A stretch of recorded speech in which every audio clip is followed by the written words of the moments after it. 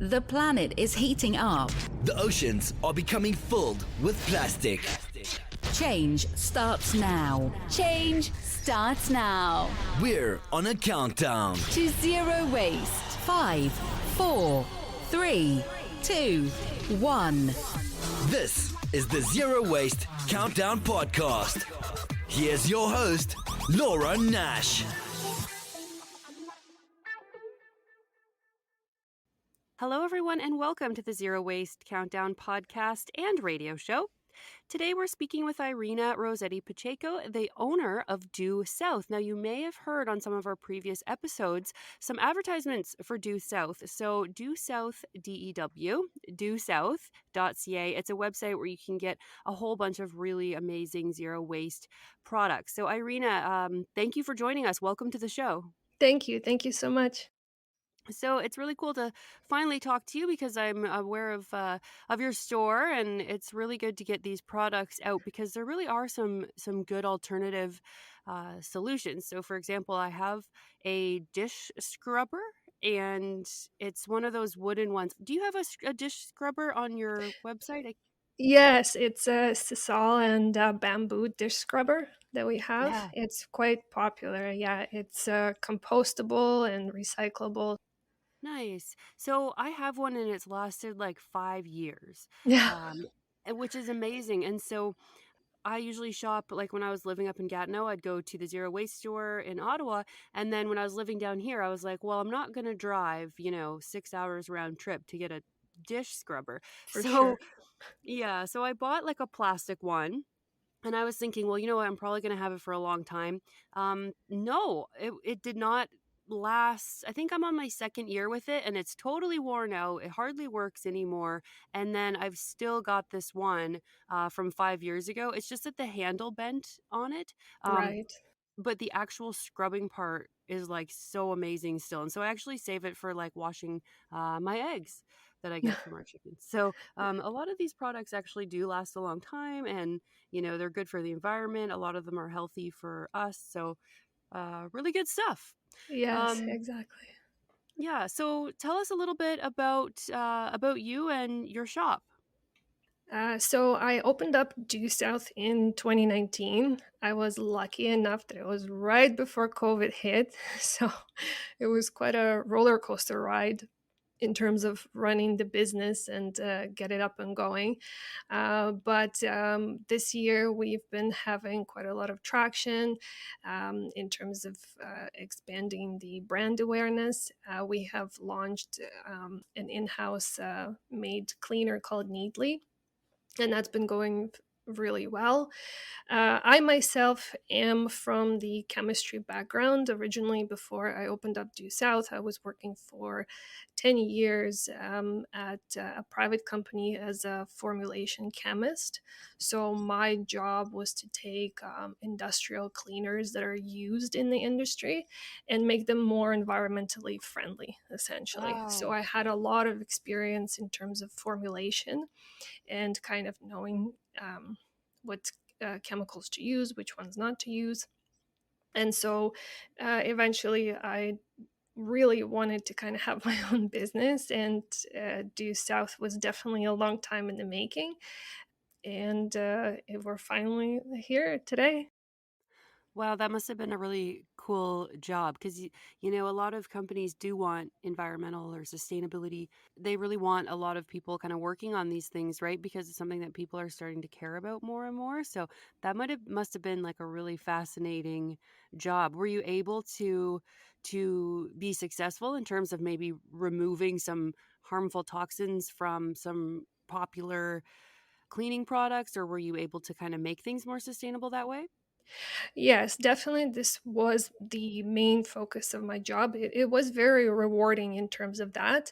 The actual field that I was working in was electroplating. So, for those of you guys who are not aware of it, it's this field concerns itself with coating metal substrates with other coatings or other metals to prevent it from rusting, right?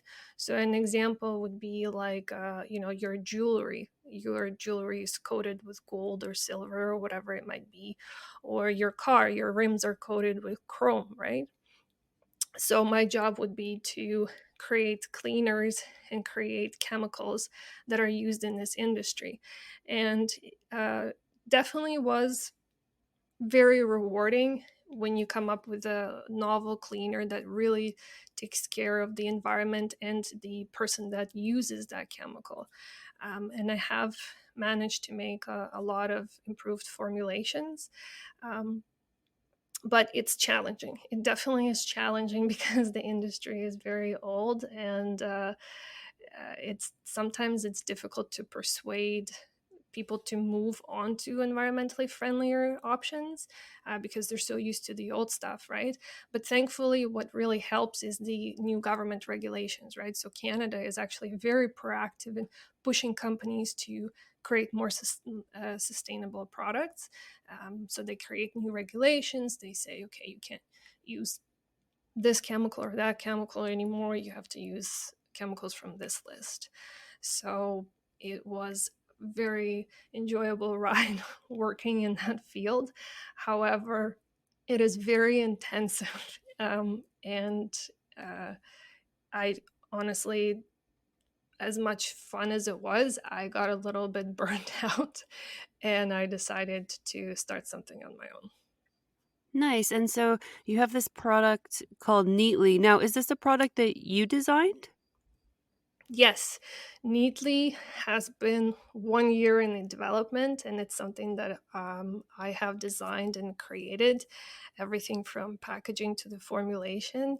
It took a lot of trial to get it right, but I am quite proud of what it is now. Wow, that's so cool. Okay, so tell us all about it. So I'm assuming it probably comes in some ethical, sustainable packaging, and the products are probably good for us. So take us on a little bit of a walkthrough of the Neatly.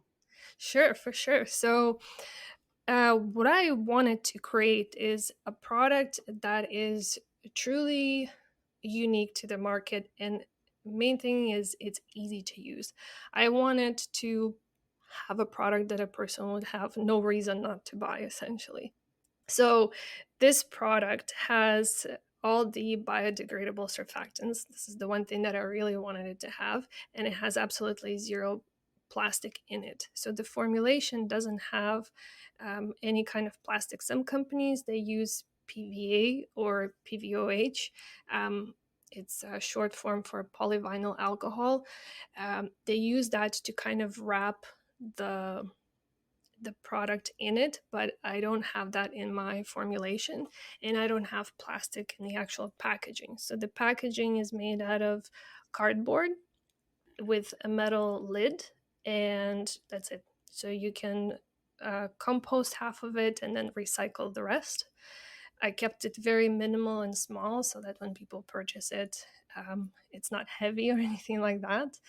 And the formulation itself, the product itself, it's a concentrate.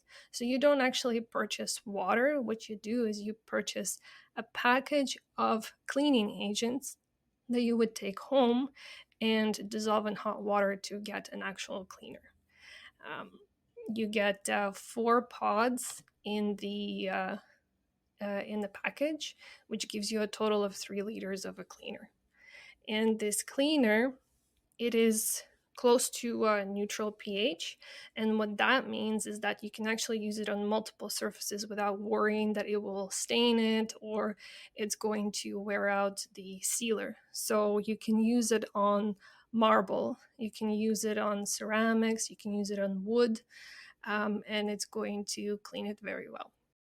Can you use it on quartz as well? Like, because I saw you can use it on granite. Yes, you can use it on quartz. You can even use it on leather because it's very Wow. mild and it's very neutral. So it's not going to stain or cause any damage to the surface. But it'll still do the cleaning job, right? Yes, exactly. Nice. And so this is a what is that company? Procter and Gamble, I think, was trying to develop like tabs or something the last time I went to a trade show way before Yeah. COVID. So you're basically, kind of competing with them, which is really amazing. They might come and give you millions of dollars for this. You never know, right? Yeah, I mean, maybe they Awesome. could try. But the one thing that I differentiate myself, so I know there are quite a few companies that use the tablet form. I don't. I use the gel form. So they kind of have a consistency of like gummy bears. And one of the reasons, Oh, because I found that in the tablet form, you don't actually get a lot of like actual amount of cleaning agents necessary to tackle hard jobs. Those are like really ground in stains, because the tablets are quite small. And then if you have big tablets, then you run into an issue. Okay, well, to to get it into your the spray spray bottle. bottle, you have to kind of snap them in half, and then you get cleaner Yeah. all over your surface, right? Then you have to kind of collect the crumbs. So to me, it was more of like a delivery issue if I would formulate a tab. um, that's why I decided to go into the gel. It makes it, honestly, it's very cute and kind of fun to use. So this is how I differentiate myself from other competitors. So it's kind of like a gummy bear in a circle shape, and then is that right? Or is Yes, the it's whole thing? basically, yeah, it's like jello in a cylindrical shape. Yeah. And so you just take like a spoon out of it, or you take the whole thing and add it to 3 liters of water? You take the whole pod, so there's four. You take one pod and you dilute it in 750 mils of hot water, and it Okay. dissolves within a minute or two, and then it's good to go. Wow, that sounds pretty cool. Yeah. Um, it's neat because it's hard to tell like what you're supposed to buy. And I don't think all the ingredients are listed on a lot of our cleaning products, right? Like I don't recall seeing them on, laundry detergent or something like that, like on the box. Yes. So in Canada, you actually don't have to list your ingredients. They do provide a list of what has to be on the label. So, for example, of course, the name has to be on the label, what it is has to be on the label, and the company name and address, along with the kind of weight that you get with the product. But ingredients is totally optional. So I find it's necessary to be transparent with people Yeah. because, they want to know what it is that they're using. So I made a point of listing all the ingredients that's in neatly. Yeah, I really appreciate that. I like to check out what everything is that either I'm putting into my body or on my body.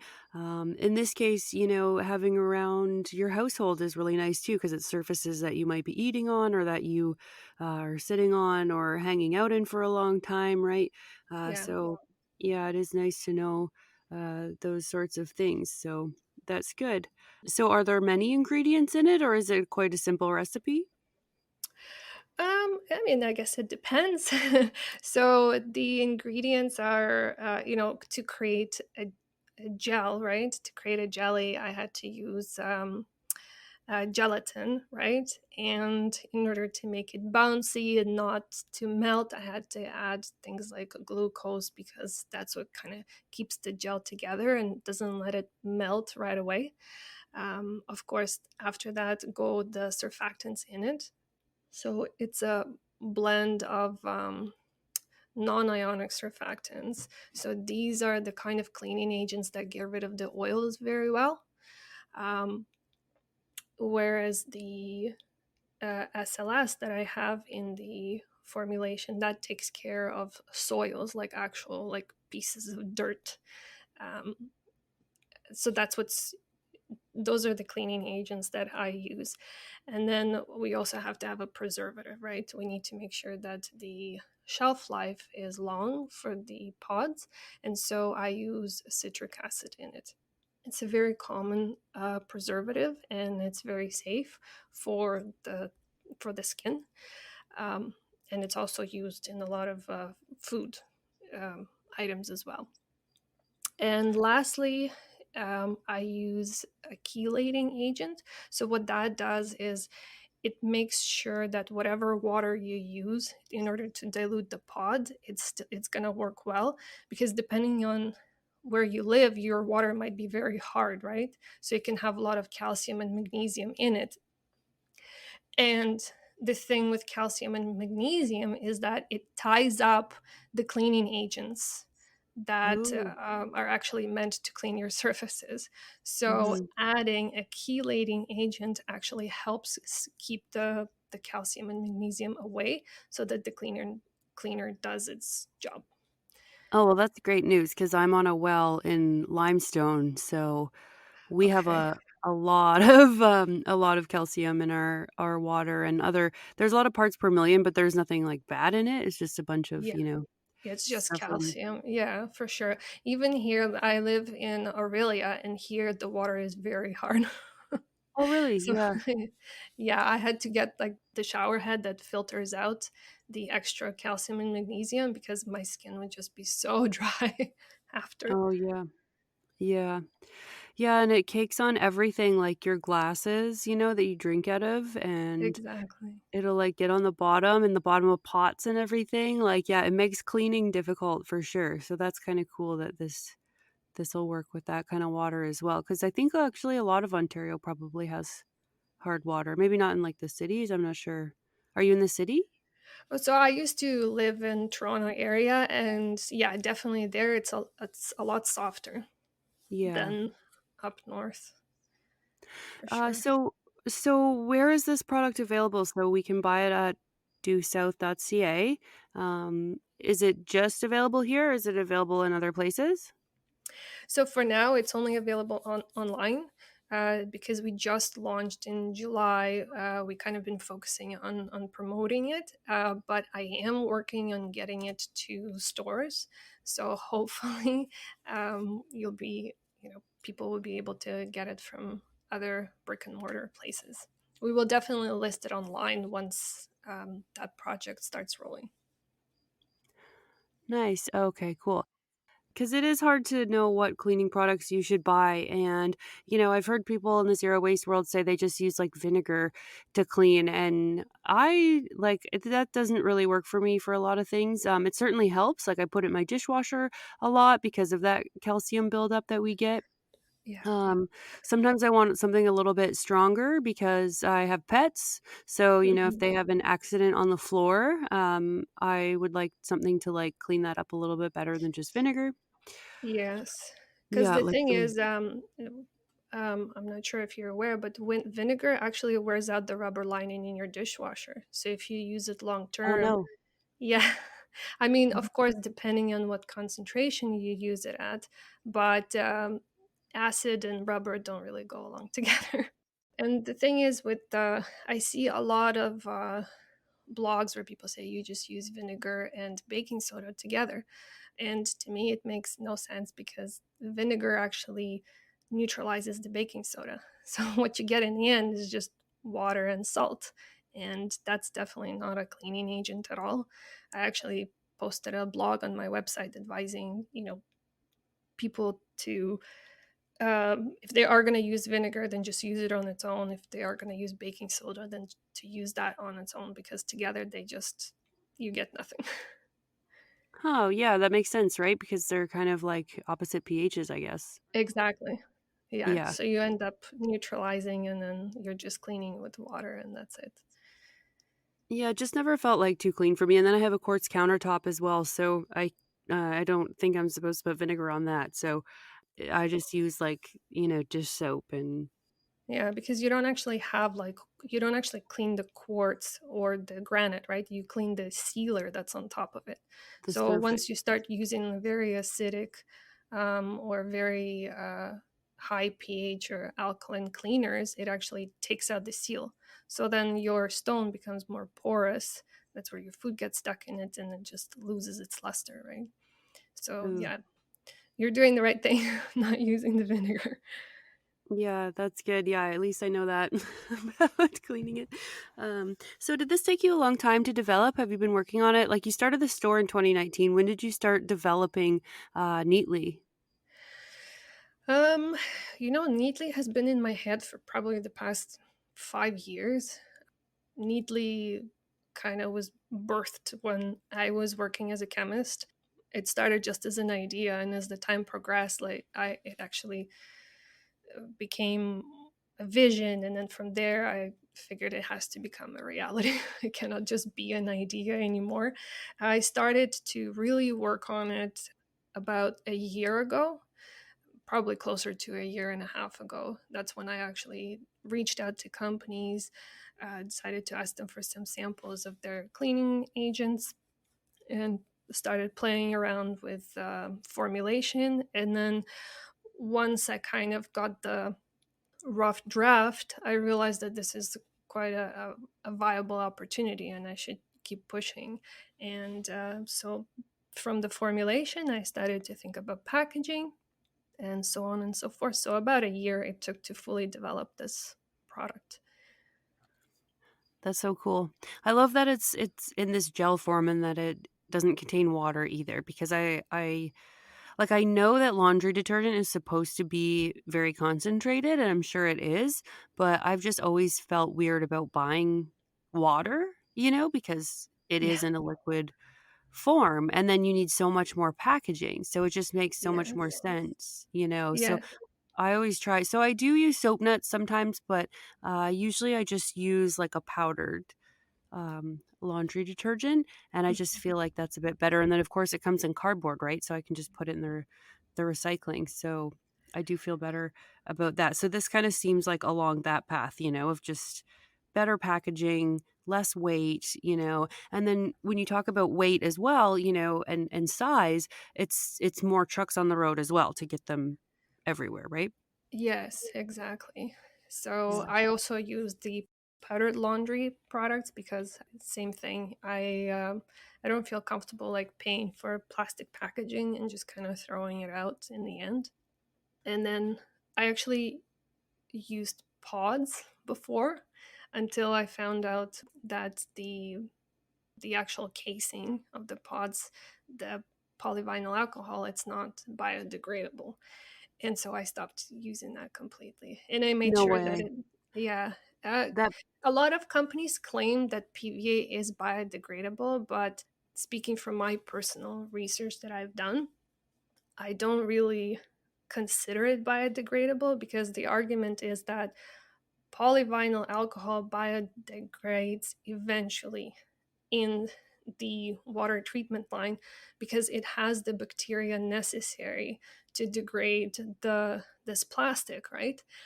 But this bacteria doesn't exist in the environment on its own. It's actually quite rare. So if uh, if PVA is released into pristine environment, it's actually not going to degrade for quite some time. And I find that's, to me, that I consider a pollutant. And so that's why I avoided that in when I was formulating my product. Oh, no, because my dishwasher tabs have, like, it looks like a little tiny plastic bag basically over it, Yeah, and so that's that's what probably. it is. Yeah, and see, I have a septic, so it would just be going into my septic tank, and I don't know if I would have the bacteria that a city would, right? I don't know. I have no idea. Well, your septic tank still gets processed in the plant, right? Like it doesn't. They It, pump it out and take it there. yeah. So Yeah. I mean, you're okay. This is mostly for countries that don't have a proper water treatment systems set up, or just like a natural release, for example, from like factories, right, and their water effluent coming out and having PVA. So it becomes problematic there. It's so crazy talking to experts in their field like you, with chemistry, because there's just so many things I never would have thought about before, that are just surprising or good ideas or, like I never would have thought of that. And I don't know, like I guess it's not really misleading too much, because it's Yeah. kind of true. Um, Yes, well, this is quite the point of contention between me between me and scientists that believe that consider PVA to be biodegradable, right? It's a difference of opinions. For me personally, I don't. If it doesn't degrade in nature, yeah. then to me it's just not biodegradable. Yeah, which is like the Um, definition. But that yeah, reminds me of a lot of the packaging that we see that says, "Hey, this is some green packaging. This is compostable," but like if you put it in your home compost, it's never ever going to go anywhere. yeah, It has to be in that high heat, you know, um, proper compost facility. yeah. And yeah, I was at a brewery one time and they gave me this plastic cup because it was COVID, and I was like, "Oh no." What do I do? And it was like after a lockdown and I hadn't had one in so long. I hadn't been to a patio in like so long. And they're like, "Don't worry, it's biodegradable. It'll just go away in the sun if you leave it in the sun." So I took it home and put it outside, and it's been a year and it's still there. No, no. So it doesn't go away whatsoever. And we have, like, of course, in Ontario, we have like minus 30 Celsius, we have plus 30 Celsius. So if you have a 60-degree temperature change, like, that should help it along a little bit. And I don't think that it did at all. Yeah, and see, this is a problem, right? Because there's we have a lot of greenwashing happening around, right? And Yeah, I exactly. think it's a responsibility of every company to avoid that as much as possible. Like, I get it, companies need to survive, but then there's no need to kind of exaggerate the results. Besides, a lot of companies, they may say that, oh, our products are biodegradable because we buy these products from this company that claims it to be biodegradable, but they don't do testing themselves, right? They rely on somebody else to provide them with the data, right? And one of the things about polyvinyl alcohol is that it comes in different grades, right? Because for example, take your laundry pod, right? You don't want the pod to melt while it's in store on a shelf. You don't want it to melt when it's in a hot truck getting delivered to the store. You also don't want it to break down when it's super cold. But when you put it in the washing machine, you do want it to break down. And Mhm. so what that means is that they always have to play around with like the thickness and the characteristics of the PVA film to make sure that it performs and does the job that they want it to do. So some PVA, maybe if it does end up breaking down in the water treatment facility, some PVA just doesn't at all, because perhaps it needs to have a function of not breaking down. There was a study done by a university, and what they did is they went into the deepest trench, the Mariana Trench, and they actually found PVA on the bottom of it. Oh, yeah. There's so much on the bottom of the ocean, isn't there? I heard Yeah, I heard there's a plastic bag down there too. yeah, yes. But yeah, so taking all of these things into account, this is why I created Neatly, so that it will be truly easy for people to see what's in it and just not to worry about any kind of plastic. So Yeah, because it's really completely plastic free. So even like where the metal lid touches the cardboard, like there's no plastic in there either? no, no, none. Wow. So I lined it, so because it's a jelly, right? And so then sometimes it tends, like if you leave it in the air, it will dry out. This is the reason I had to put a plastic lid. Sorry, not plastic lid. This is why I had to put the metal lid, and I lined the cardboard with aluminum, which is recyclable. And in Canada, when you have aluminum and cardboard together, it's still recyclable. So people don't have to like rip apart the package in order to recycle. Oh, And it's just as right. easy as just throw it all in together. Because when you recycle aluminum, it's gonna get burnt, right? So the paper would just burn off, right? Yeah, yeah, Yeah. Oh, exactly. that's awesome. And so or if they want to compost the packaging, they'll just have to rip off the aluminum lining inside and throw it in a composter. And you didn't need anything lining the aluminum? Like because No, I know a lot of pops have like BPA lining so that the pop doesn't interact, or soda if you're American, so that doesn't interact with the can, right? no, I specifically asked them not to, so it's just aluminum, very thin aluminum lining. Nice. That's fantastic. Is it, you know what? I'm getting the picture of like a Pillsbury crescent roll container. Don't Yes, they it's have, kind of like that. Yeah, Oh, that's great. This is really cool. Well, I'm really happy to hear about this product, and it's so cool that you made it and that you have this chemistry background and took that knowledge and, went out on your own to do this and made a product that's going to make the world a bit better of a place, right? A lot less plastic. So I hope to see it in grocery stores soon, or at least the specialty shops around here. And we can also buy it on Due South, right? DEW, dewsouth.ca. Yes, that's correct. Nice. So yeah, if you want to check out her store, you can go and look at all the different products she has. And if you're interested in trying Neatly, let me know how it goes. So if you end up getting it, you can send me an email, laura@zerowastecountdown.com. I'd love to know what you think about the product. Thank you so much for coming on the show and talking all about this. It's been great. Thank you for having me, Laura. Awesome. That was Iryna Rosetti Pacheco. She's the owner of Due South. It is a zero waste shop online, and she's the inventor of the cleaning product called Neatly. Change starts now. This is the Zero Waste Countdown Podcast.